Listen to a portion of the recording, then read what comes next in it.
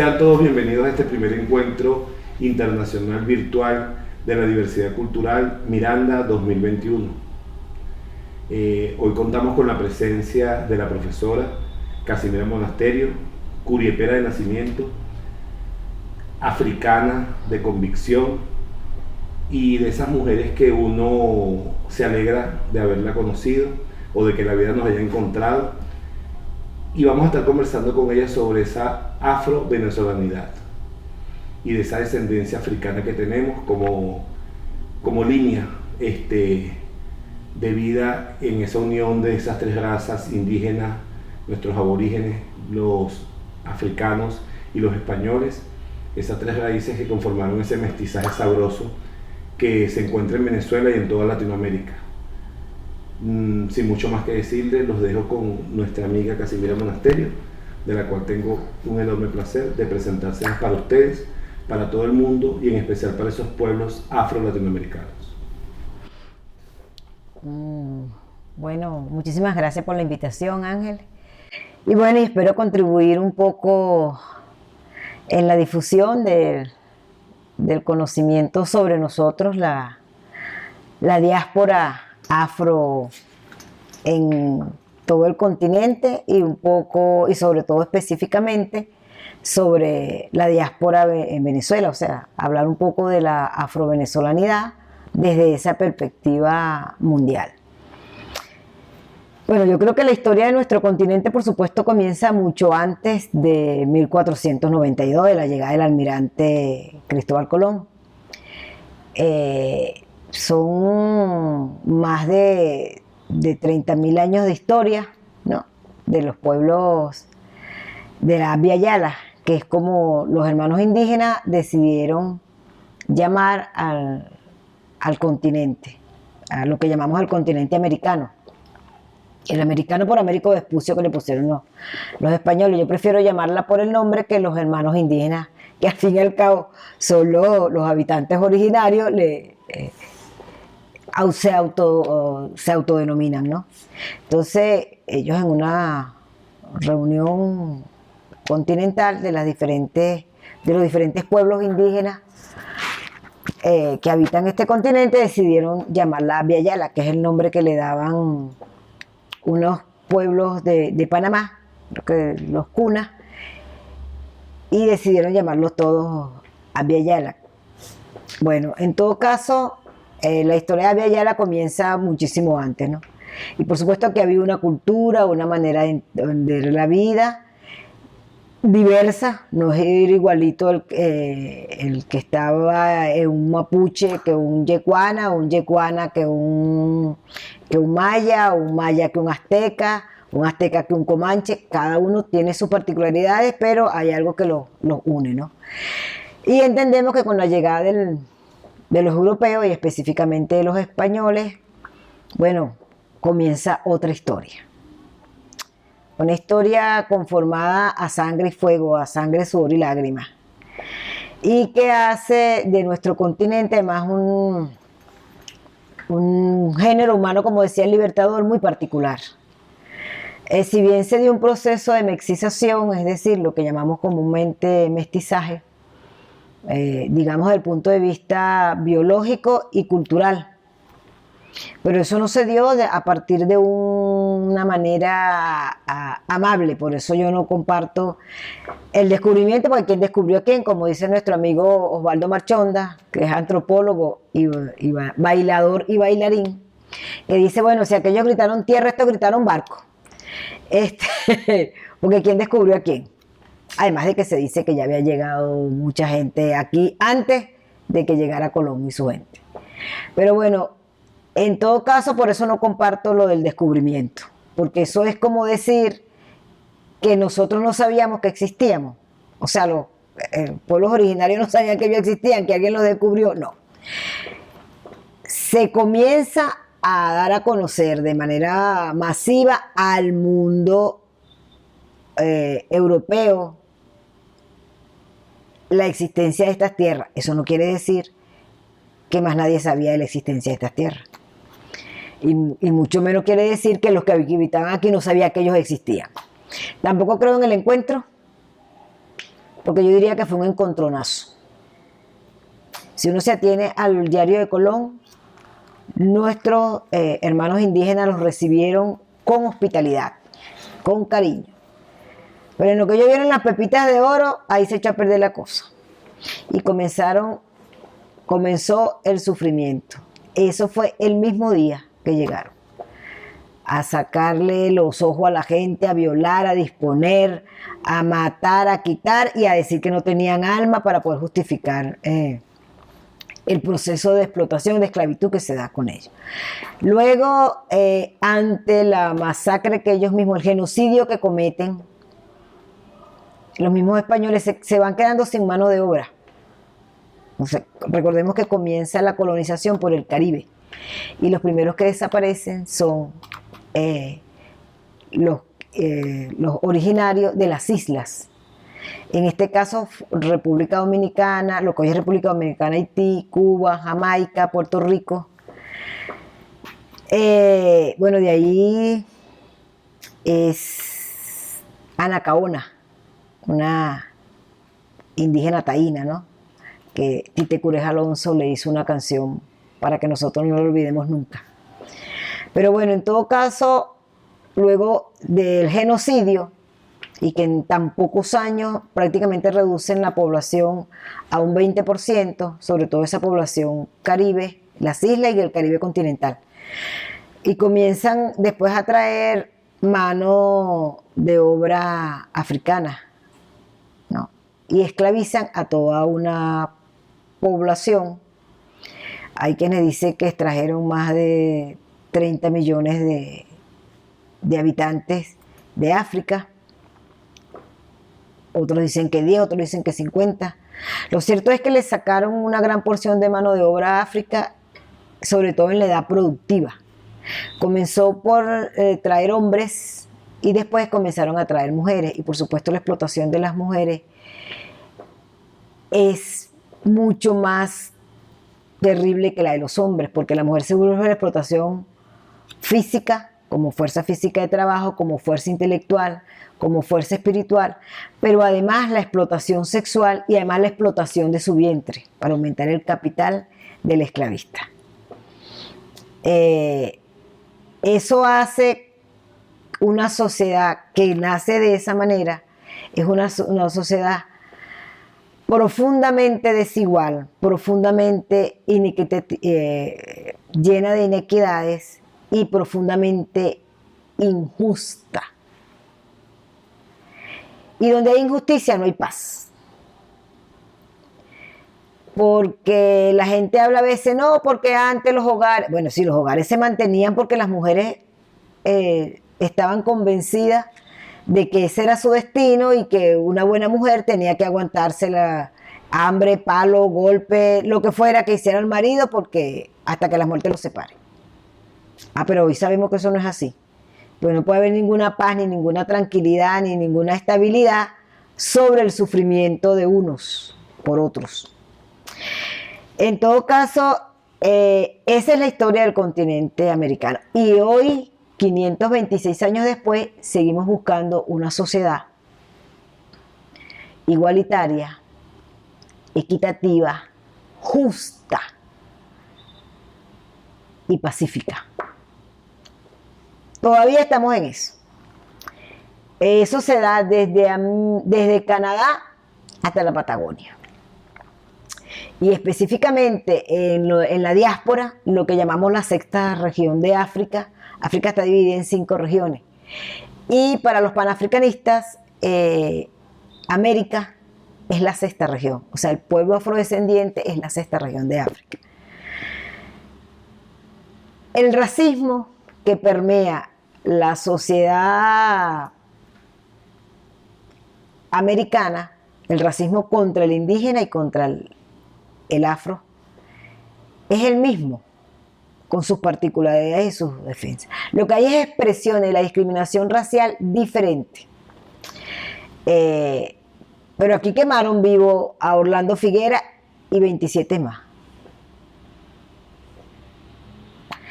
Aquí nosotros tenemos un problema de racialización de la justicia. Si viene un joven, y eso pasa en Europa con los migrantes africanos y con los migrantes afro e indígenas de América Latina y el Caribe. Y pasa en todo este continente. Si van 3 muchachos, uno blanco, uno indígena y uno negro, el indígena y el negro son los sospechosos. Y el más sospechoso es el negro. A lo mejor el delincuente es el blanco, pero al que el policía se le enseña que es el sospechoso, que es el delincuente, es al negro y al indígena. Y eso trae la racialización de la justicia, ya comenzando por ahí. Nos asocian con unos ciertos y determinados trabajos. Y bueno, y aquí en Venezuela se dice chichero, bata blanca, negro con bata blanca, chichero, blanco con bata blanca, doctor. Pero eso no es solamente aquí, eso se repite. Nosotros aquí decimos en Venezuela que aquí, no, pero es que aquí no hay racismo. No hay racismo. ¿Y por qué decimos esas expresiones? Eso de mejorar la raza está en el mundo entero. Porque el mundo occidental, el mundo europeo, lo impuso. Ellos son la buena raza y el resto de la humanidad es una mala raza. Cruzándose con ellos es que se convierten en buena raza. Luchar contra todo eso nos exige de nosotros mismos, sobre todo del mundo indígena y del mundo afro, una gran paciencia, una gran capacidad de estudiar, porque eso no es, no solamente es un problema ni de reivindicaciones, ni solamente es un problema de tómense de las manos y vamos a cantar todos juntos.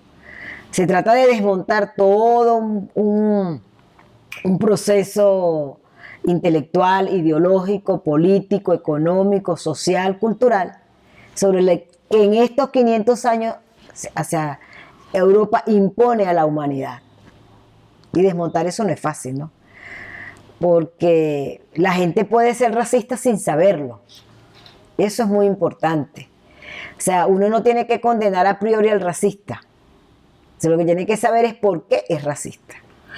En ese sentido, para nosotros conversar un poco sobre lo que estamos viviendo y no quedarnos solamente en la historia, sino que es que la historia es continua, ¿no? La historia es un continuo. Fíjense, nosotros estamos en el decenio afrodescendiente.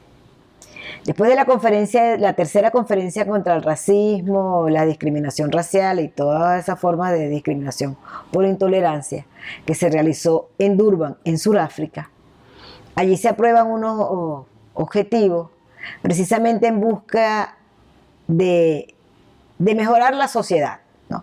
Esas conferencias las realiza la ONU, la Organización de Naciones Unidas.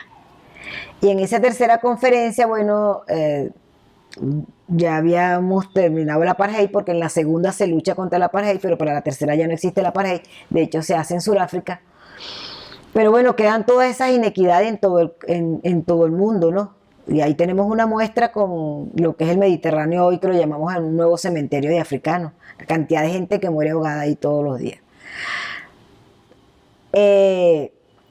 Eso permite que se retomen todas esas luchas, y a partir de Durban comenzamos a llamarnos, o a partir de Chile, que fue en el 2000, que es preparatoria para Durban, preparatoria de este continente de los afro, aparece la palabra afrodescendiente en contraposición a la palabra negro, porque la palabra negro la coloca el esclavista, porque es una manera de deshumanizar al africano y a la africana, porque si tú dices que uno de los mandamientos es ama a tu prójimo como a ti mismo, ¿cómo haces lo que hicieron con el indígena y con el afro si es también tu prójimo? La única manera es diciendo que él no es tu prójimo, porque él no es gente como tú. Entonces, eso nosotros tenemos que volver, hay que remontar eso, ¿no? Remontar esa cuesta. Entonces, en esa deshumanización del africano para convertirlo en mano de obra explotada, y lo peor que le puede pasar a un ser humano es ser esclavizado, porque el esclavizado, para quien lo esclaviza, deja de ser humano. No lo mira como un ser humano, lo mira como un objeto. Lo mira como un objeto para explotar. Así mismo como ve al caballo o como ve la máquina. no lo ve como ser humano. Ahora, el esclavizado que se siente ser humano y que no se rinde, porque nadie nace esclavo, todos nacemos libres. La gente es esclavizada a partir de la coerción física, psicológica, y tú convences al otro, ¿no?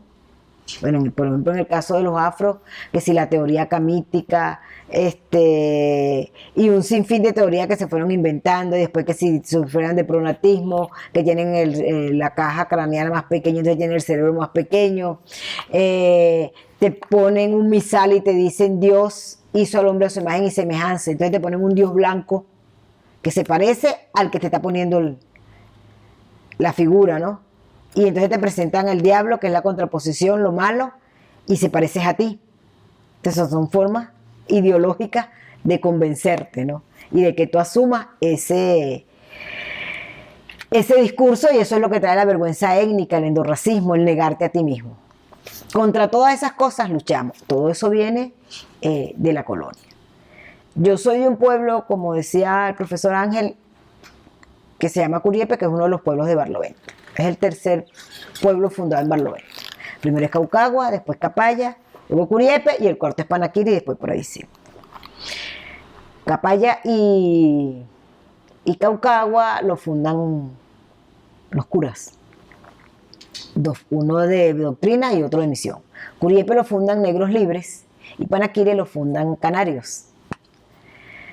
Ese pueblo donde yo soy, que es fundado por negros libres, en plena época colonial y que está cumpliendo 300 años, este año, de su fundación, es una muestra de que nadie asume que es esclavo. Hay gente que lo asume con resignación, porque lo convencieron de que eso fue una decisión de Dios, que Dios tan injusto, ¿verdad? Bueno, contra todas esas cosas nosotros luchamos. Por suerte yo soy un pueblo que cuyos fundadores no se creyeron en eso y así nos criaron a todos. Nosotros somos iguales a cualquiera.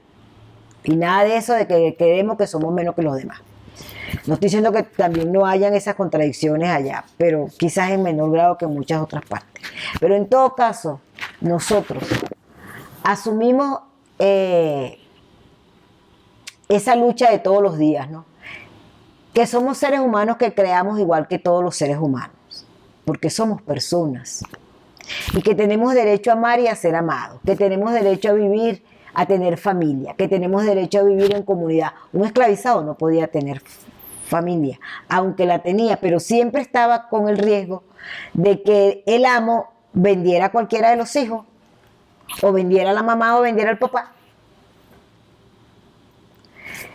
Los cimarrones se hacen cimarrones por eso y crean los cumbes por eso. Por esa forma, porque es una manera de recuperar la dignidad y de recuperar su condición de persona. En estos tiempos, sigue siendo la misma lucha, pero va tomando nuevas formas, ¿no? Entonces, por eso yo hablaba del decenio. Se decreta el decenio, que uno de los objetivos de Durban son 10 años, para que los gobiernos de África, o sobre todo los gobiernos de América, luchen y tomen medidas, creen medidas públicas, políticas públicas para mejorar la situación de vida de la población afrodescendiente. En ese sentido, hay 5 objetivos en el caso particular de Venezuela. Cada país de América Latina toma las 3 propuestas que hace la ONU, que se aprueba para el decenio, y le agrega lo que cada país tiene, ¿no? Entonces, el reconocimiento. Cuando hablamos de reconocimiento, cuando reconoces a una población, a una sociedad, a un pueblo, lo reconoces no solamente porque está ahí, porque existe, no, lo reconoces en la medida que lo reconoces como ser humano y que esa persona es igual a ti, tiene las mismas condiciones y las mismas características que tienes tú como ser humano. Hay diferencias culturales, pero tan válida es una cultura como la otra, ¿no? Entonces, en ese sentido, yo digo, si no se reconoce epistemológicamente a una persona, a una ciudad, a una comunidad, a un pueblo, a una nación, no lo estás reconociendo en igualdad de condiciones. Porque epistemología es producir conocimiento. ¿Y cómo produzco ese conocimiento? Entonces nosotros defendemos nuestra manera, nuestra forma de producir conocimiento. Desde dónde y cómo lo producimos. Que es tan válida como lo producen otras sociedades. Y reconocerme mis derechos. Si te reconozco todos tus derechos. Tus derechos como ser humano. Tienes derecho a la vivienda, tienes derecho a la educación, tienes derecho al agua, tienes derecho a la salud, tienes derecho a expresarte, tienes derecho a cultivar tu cultura, tienes derecho a practicar la religión que tú quieras, que tú creas, ¿verdad? Esa Carta de los Derechos Humanos no dice ahí que es para unos sí, para otros no. Y la Carta de los Derechos Humanos dice que es igual para todas y todos los habitantes de la Tierra. En ese sentido nosotros hablamos de reconocimiento. Lo otro es la inclusión. La sociedad esclavista dejó una sociedad muy desigual y a pesar de que, digamos, la mayoría de los pueblos ya tienen más de 100 años abolida la esclavitud en este continente, el último fueron Cuba y Brasil, que fueron casi a finales del siglo XIX, pero las desigualdades siguen y los pobres más pobres dentro de este continente son los afros. Entonces, para poder tener un mundo de paz, tiene que haber un mundo de justicia. Y cuando hablamos de inclusión, ¿verdad? Porque yo diría que la inmensa población mundial es excluida. Y dentro de esos excluidos estamos los afros, ¿verdad? Y cuando hablo de los afros, estoy hablando de África y de Afroamérica, del continente. Y de los afros en Europa. ¿Por qué? Porque cuando acudo a la raíz afro, estoy hablando de todos los africanos cuyo continente tiene 526 años expoliado. Desde que comenzaron a sacarle gente hasta hoy sigue igualito el problema de Europa con África. Europa ve a África como una fuente de mano de obra barata y de recursos, de materias primas. Entonces hay una relación profundamente extractivista con África. Y no se diferencia entre saco el coltán para hacer los celulares y la cantidad de muertos que voy dejando por la extracción del coltán, o del oro, o del petróleo. África es el continente que tiene la mayor cantidad de minerales en el mundo. Y Europa ha causado en África el genocidio y el ecocidio más grande de la humanidad. Por eso peleamos, por eso digo afro, no me estoy refiriendo solo a los afrodescendientes, a la diáspora en este continente, sino también a África y a los europeos y los afrodescendientes de América Latina y el Caribe que viven en África y a las nuevas migraciones de africanos del siglo XX y de lo que va del XXI en Europa.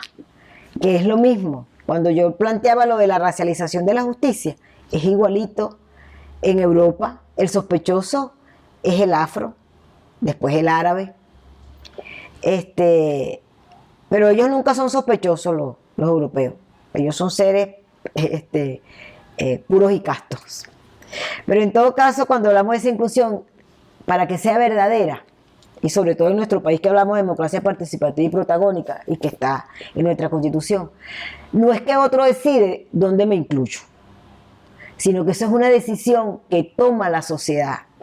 Entonces, no es que tú me participas a dónde es que me voy a incluir, no. Participar es que yo participe en un proceso donde decidimos dónde nos incluimos, cómo nos incluimos, para qué nos incluimos. Y todos tenemos derecho a voz y voto para decidir eso. No es que alguien lo decide por ti y te dice, eso no es inclusión. Porque eso es igualito, ellos decidieron que nosotros éramos esclavizados. Y que éramos esclavos, como decían ellos.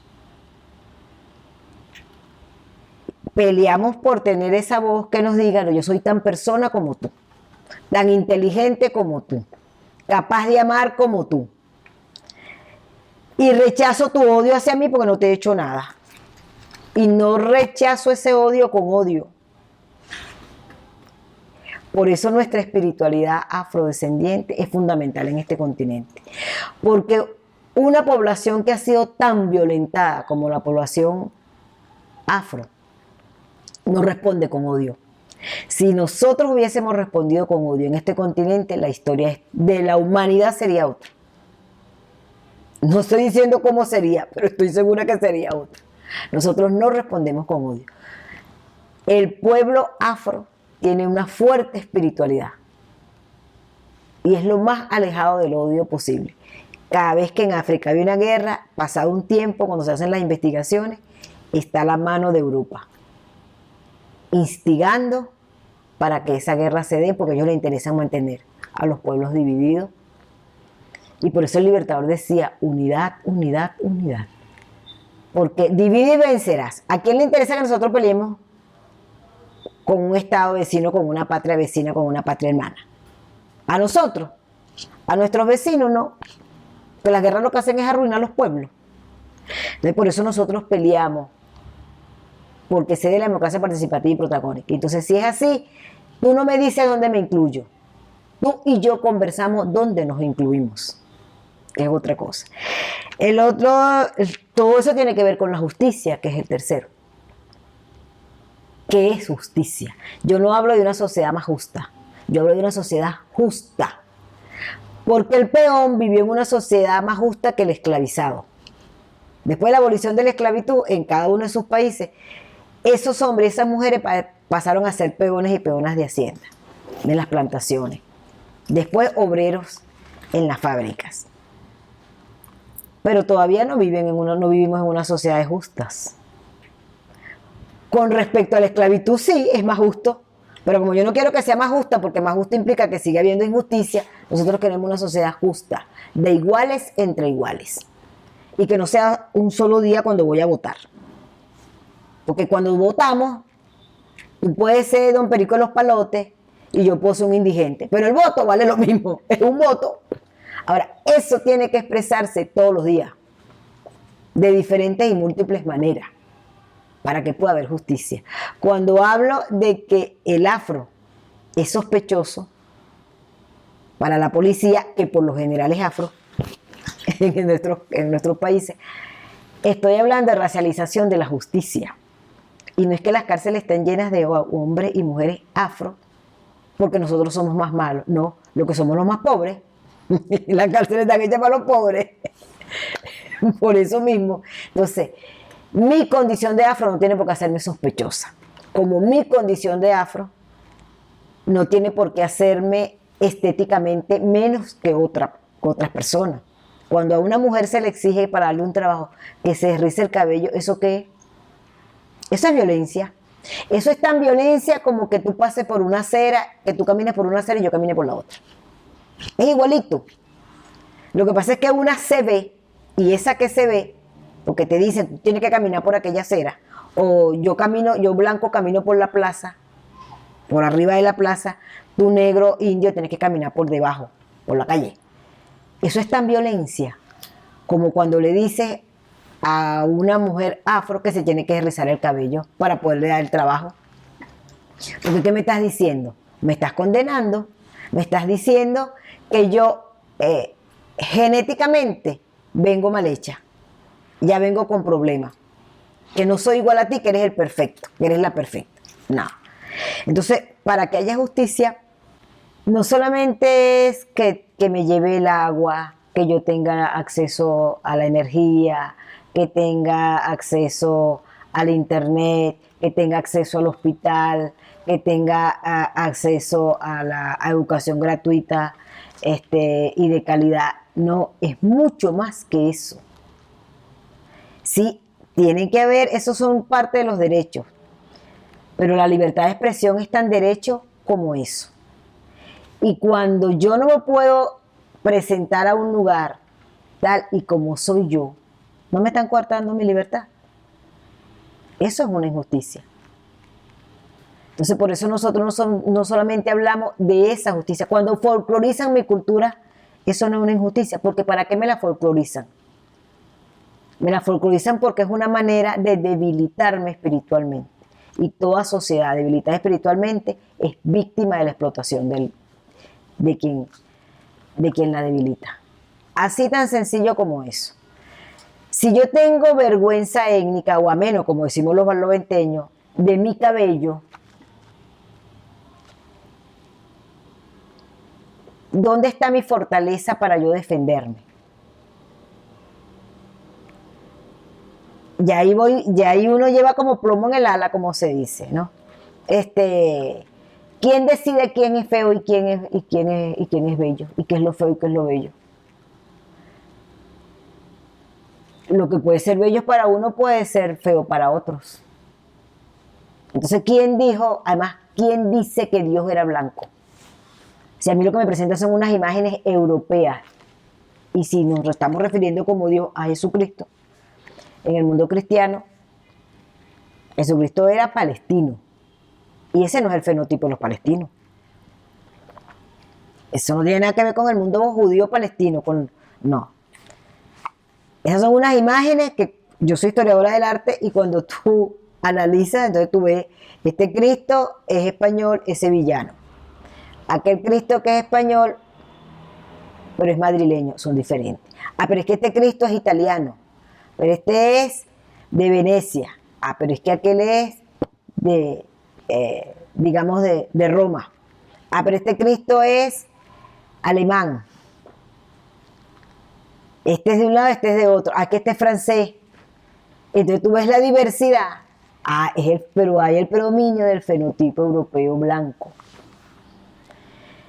Y en los últimos años, pues, no por casualidad, Cristo es rubio de ojos azules y con una nariz aguileña que no tiene nada que ver. Entonces, cuando tú ves a los palestinos y ves a los judíos que no se han ido nunca, que siempre permanecieron allí, o inclusive los judíos sefardíes, tú te das cuenta que eso no se parece a... Pero además el sudario, si vamos a asumir que eso es verdad y que esa es la imagen de Cristo, esa no es la imagen que está en el sudario. Entonces, hay muchas cosas que hay que ver y mucho invento que se ha hecho para someterte, para convencernos de que somos seres inferiores. Porque la esclavitud está montada sobre la inferiorización del africano y racializas todas las relaciones. La esclavitud antes de la trata negrera, antes del mercado triangular que impusieron los europeos, África, América, Europa,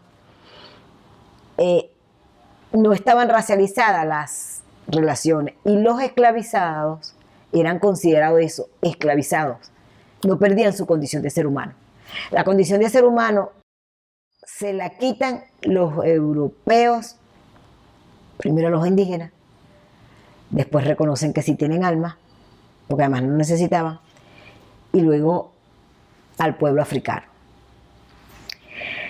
El otro es el desarrollo. Nuestras comunidades en el continente, inclusive en nuestro país, nuestras comunidades son de las más depauperadas, son de las más pobres. Entonces, ¿de qué desarrollo estamos hablando? Entonces nosotros planteamos un desarrollo basado en nuestras potencialidades, porque sí las tenemos. Porque nosotros tenemos unos saberes que hemos desarrollado. Si bien el cacao es americano, en el caso específico de Venezuela, que es lo que constituye la riqueza colonial, por eso le llamaban los grandes cacaos. Bolívar es un gran cacao. Ese mantonaje, ¿sobre qué riqueza se erige? Sobre la riqueza que produce el cultivo del cacao en el siglo XVIII. ¿Y quién cultiva ese cacao? Los africanos. Si tú te das cuenta, en este continente donde se cultiva el cacao, te vas a dar cuenta que se repite un esquema. Son afro. Esos hombres y mujeres que no solamente pusieron su fuerza física, que esa es otra de las mentiras que nos venden. Sí, su fuerza física, pero también la fuerza intelectual. ¿Quién sabe en qué época, cuándo, cómo? Desde escoger la semilla hasta cuándo recojo el fruto, es el afro con relación al cacao. Igualmente, se trajeron productos de África y hubo que, como por ejemplo como el ñame, y hubo que readaptarlos aquí. Si tú tocabas tambor allá con una determinada madera que no la encuentras aquí, tienes que conocer las maderas aquí, tienes que conocer los cueros aquí para poder construir un tambor. Entonces, y no es simplemente el sonido, a cuándo la cortas, en qué luna la cortas, cómo la cortas, qué tiempo la dejas allí para poder después hacer el tambor, porque no es que la cortas ahorita y vas a hacer el tambor mañana, porque eso es lo que se va a rajar. Entonces, hay una cantidad de conocimientos, ¿verdad?, que como cada época del año, que siembro, cómo lo siembro, cuándo lo siembro. Cultivar lleva muchas cosas. Conversando con el profesor Ángel, la verdad, cuando nos dicen, no le dejes el pescado, enséñalo a pescar. Enseñar a pescar no es solamente el acto de tirar la atarraya o de tirar el anzuelo, es saber cómo hago la atarraya, cómo hago el anzuelo, con qué lo hago, cuándo lo hago. Es conocer qué tipo de peces hay en el lugar donde habito, en mi territorio. Es conocer el territorio, es familiarizarme con él. Cuando uno dice Cachicamo trabaja palapa, es porque el ser humano, la persona, ha tenido capacidad para observar el comportamiento de esos dos animales en el caso de nuestra fauna, ¿no? Que el cachicamo es el que hace la cueva y la lapa se mete. Y luego emite un ronquido y el cachicamo se asusta y ella se queda con la cueva. Por eso decimos Cachicamo trabaja palapa, porque todo pueblo produce conocimiento. Y ese es un conocimiento que el pueblo venezolano tiene, sea indígena, criollo, mestizo o sea afro, por su capacidad de observación. Saber cuándo llueve, cuándo no llueve, hasta dónde se extiende el río, qué pasa con esas tierras, en qué tipo de tierra siembro maíz y en qué tipo de tierra siembro plátano. Eso es un conocimiento. En qué época del año puedo cazar un venado y en qué época del año no. Cuando están en celo, no se cazan, además no se cazan las hembras. El cazador caza los machos, fundamentalmente. O sea, hay un mundo que hubo que rehacer aquí, eso no los niegan, eso no nos lo dicen. Pero además, si nosotros tenemos todos unos saberes y tenemos unas potencialidades, en el caso específico de Venezuela, nosotros estamos en unos territorios de tierra fértil, agua abundante, con nuestros saberes y cerca, mayormente, de las costas, sur del lago, Falcón, Carabobo, Yaracuy, Aragua, Miranda, La Guaira, Paria en Sucre, o en el caso específico nuestro aquí en Venezuela, en el arco minero. Pero si te vas a Perú, el Callao es la zona afro, y es una zona de la costa, y es la zona que tiene que ver también con muchas minas. Y así sucesivamente. Cuando a nosotros nos enseñan así la historia, como que si es que llegaron, cazaron, sacaron gente sin clasificación, y no es así, y no fue así.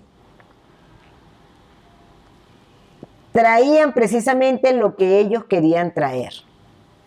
No era lo mismo cuando estás en el mercado negrero vendiendo unos hombres, unas mujeres que eran agricultores, o unos que eran pescadores, o unos que eran mineros, o unos que eran buenos artesanos, o unos que eran comerciantes. Y un esclavizado, su precio tenía que ver con eso. Si tú estás en una zona de grandes plantaciones, el negocio es vender africanos, el negocio en ese momento era vender africanos que fueran agricultores.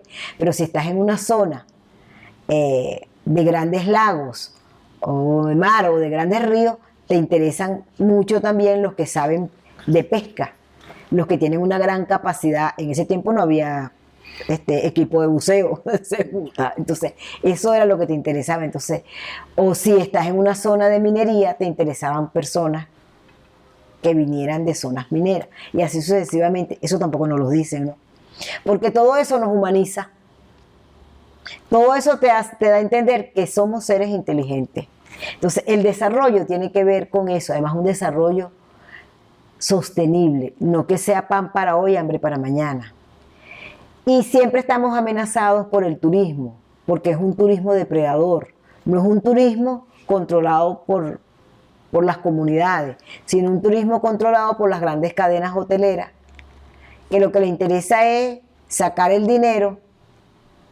Y bueno, y si se dañó lo que se dañó, se mudan y se van por otro lado que esté bonito y ahí comienza otra vez el proceso de destrucción. Nosotros nos planteamos otro tipo de desarrollo. O sea, cuando hablamos de desarrollo, hay que aclarar de qué desarrollo estamos hablando. Y por último, la paz. Si me reconoces, te reconozco. Y si me reconoces como ser humano, yo te reconozco como ser humano. La diferencia no tiene por qué ser motivo de guerra. La diferencia, al contrario, me reafirma, porque la humanidad es diversidad. Entonces yo me reafirmo en la diferencia. Te reconozco como diferente a mí. El hecho que te reconozca no quiere decir que yo deje de ser. No, me reafirmo en esa diferencia. Igual el otro, la otra, se reafirma en esa diferencia. Ambos, si pertenecemos a una misma sociedad, y hoy la sociedad es global, no puede ser que en la ONU unos manden más que otros, ¿no? O que lo que deciden una mayoría, 4, a cuenta de que tienen más dinero que los demás, o sobre todo que tienen armas capaces de destruir la humanidad en un día, entonces lo que decide la Asamblea General no lo cumplo porque no me da la gana. ¿De qué estamos hablando? Entonces ahí no hay inclusión, no hay justicia. Desde ahí, desde la desigualdad, desde la inequidad, desde que se impone el que más puede, el que más tiene,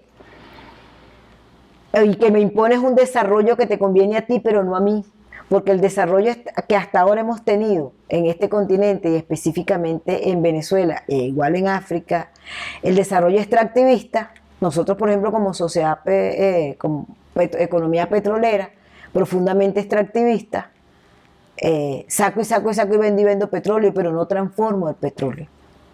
Entonces tengo que producir la tecnología que me permita transformar el petróleo. Tengo que producir una tecnología que me permita transformar el cacao. Porque es igualito. En la colonia se vendía el cacao en bruto, pero todavía lo seguimos haciendo así. Si no somos capaces de transformar el cacao, ¿verdad? Y si nosotros tenemos el mejor cacao del mundo, debemos producir el mejor chocolate del mundo, la mejor manteca de cacao del mundo y todo lo que podamos inventar a partir del cacao. Pues es el mejor cacao del mundo y es el cacao que sirve de marcador del chocolate en el mundo, que la calidad se mide por la cantidad de chocolate de cacao venezolano que tenga, ¿verdad? En sus diversidades, porque el cacao venezolano también tiene diferentes calidades, pero ya ser de Venezuela ya te da una calidad superior. Entonces nosotros necesitamos creer en nosotros mismos. Y creer en nosotros mismos implica que creamos que somos un país multiétnico y pluricultural. Y que esa diversidad que nos conforma es eso, diversidad. No que unos somos mejores que otros, sino que somos diversos. Y precisamente yo creo que es una de nuestras grandes fortalezas como país. Esa diversidad que nos conforma, pero que debemos conocer. Y sobre todo los que estamos en las escuelas, en los liceos, en las universidades, que estamos obligados a recontar la historia. Por eso hablamos de la historia insurgente. La historia insurgente es contar la historia desde el pueblo, no desde las élites. La historia insurgente es contar una historia que nunca ha sido contada, que nunca se vio. O sea, nosotros estamos celebrando los 200 años de la batalla de Carabobo. Y más que de la batalla, la campaña de Carabobo. Y si bien es el genio político-militar de Bolívar, no es solo. Y en esa campaña es capaz de reunir a todo el país, las tropas de Oriente, las tropas del Llano, las tropas de Occidente, las tropas centrales, negros, indios, mulatos, zambos, blancos criollos, inclusive blancos peninsulares, unos de un lado, otros de otro. Pero se reúne todo el país en su diversidad. Y es contar, es decir, de que no es Pedro Camejo solo. ¿Por qué le decían negro primero? Le decían negro primero porque había unos batallones también de negros, de afro y de indígenas, y él siempre iba de primero. Y cuando vas de primero es porque además estás liderizando un grupo de hombres que a su vez tenían otro gran líder que fue José Antonio Páez como llaneros, y a su vez José Antonio Páez, Bermúdez, Mariño, Urdaneta tenían otro gran jefe por arriba que era el Libertador. O sea, porque una campaña, una batalla no la haces tú solo. Esa es la participación de las mujeres. Eso es la historia insurgente. De las mujeres todas que participaron. Contarnos que es la primera vez que lucían un uniforme. Y que ese uniforme lo hacen las mujeres de Guanare que pasaron días y días sin dormir. Quienes hacían las banderas, quienes daban comida. Porque si todos estaban en la guerra, alguien tenía que seguir produciendo, ¿verdad? La comida, la ropa, cuidar los enfermos. Es contar esa otra historia. Lo que pasa es que esa otra cara de la historia nos iguala. Y a las élites le interesa la historia que los legitima, que es una historia de héroes y heroínas.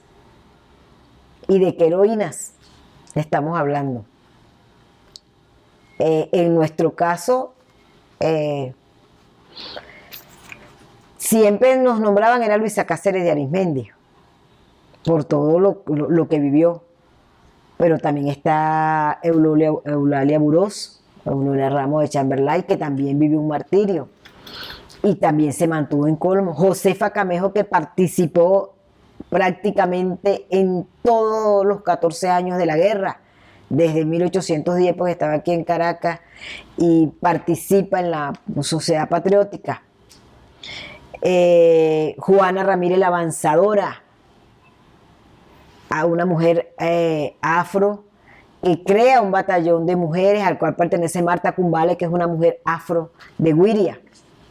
Y así sucesivamente. Cuando decimos Rondón no ha peleado, ¿quién era Rondón?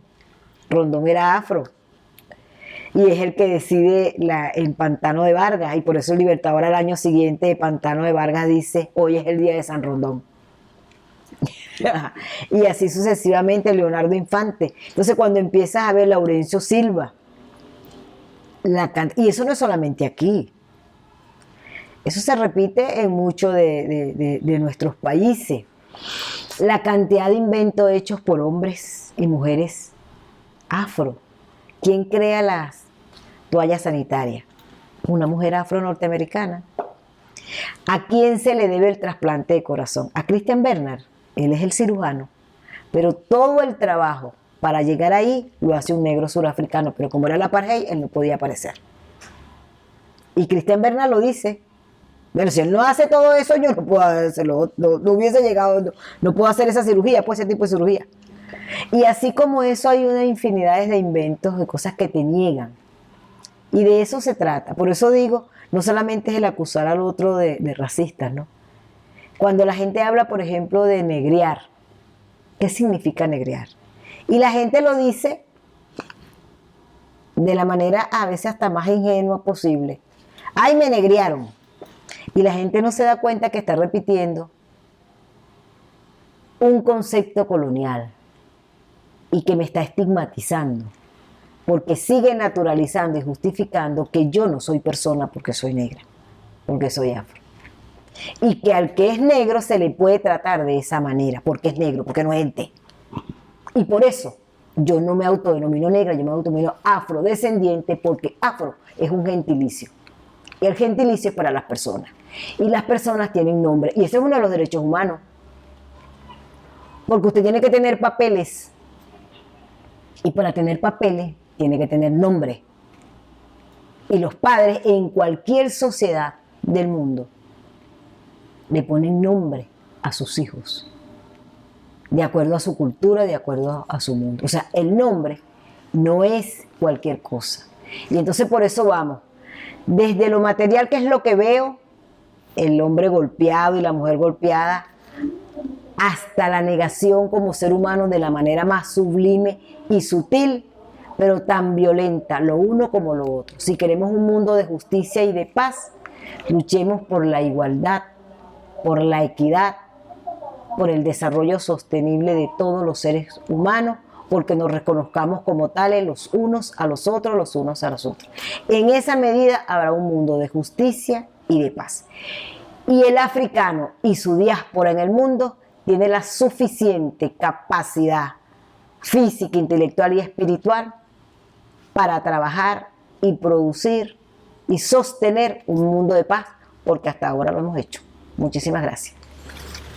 Bueno, muchísimas gracias a la profesora Casimira Monasterio, esa barloventeña de corazón, esas mujeres que uno conoce, que la vida nos pone por el camino para nutrirnos con información, que se ha dedicado a esta investigación, que se ha dedicado, no digamos a la defensa, sino a la vivencia, porque defender es una batalla que no, defender es una batalla que no existe como tal.